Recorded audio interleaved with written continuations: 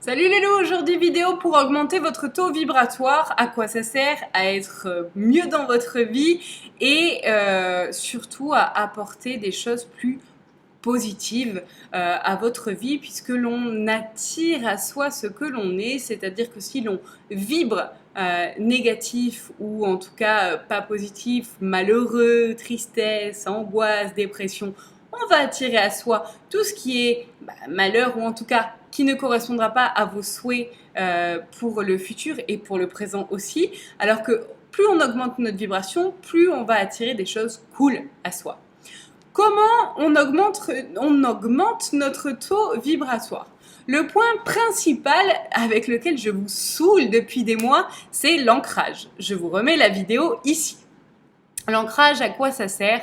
Ça sert à pleinement habiter son corps physique avec ses corps subtils, c'est-à-dire avec son âme, avec son aura, avec son énergie. On va habiter notre corps physique pleinement, c'est-à-dire qu'on va être centré. Plus on est centré, plus notre vibration va être élevée.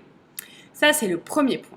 Le deuxième point, c'est être centré dans le cœur. J'en parle souvent, c'est assez compliqué quand on est débutant dans la spiritualité, par exemple, ou le développement personnel, de comprendre ce que c'est d'être centré dans le cœur. En fait, être centré dans le cœur, c'est apporter de l'énergie, à mener de l'énergie à l'intérieur de son cœur et au lieu d'être dans le mental, donc celui qui va ruminer en permanence, on va être dans le cœur. Être dans le cœur, c'est ressentir de l'amour à l'intérieur de soi. Comment on fait pour en ressentir quand, par exemple, il y a Monsieur X qui vient de nous couper la route en voiture? On est d'accord, on est dans le mental, en train de l'insulter plein pot, et c'est difficile de se recentrer dans le cœur.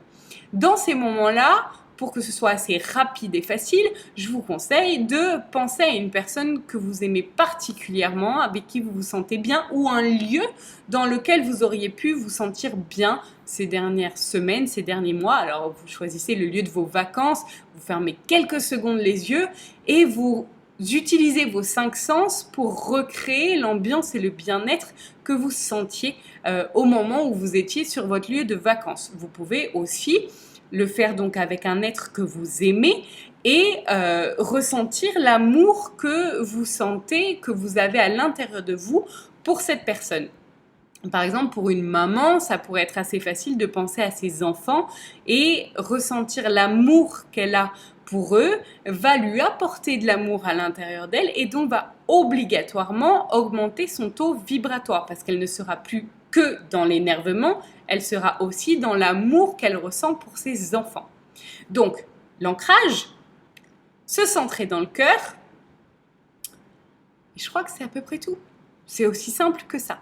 Il n'y a que 2 points à respecter. L'ancrage, c'est le côté physique, le côté entraînement, et se centrer dans le cœur, c'est le côté entraînement, mais du mental, pour que le mental soit de plus en plus domestiqué.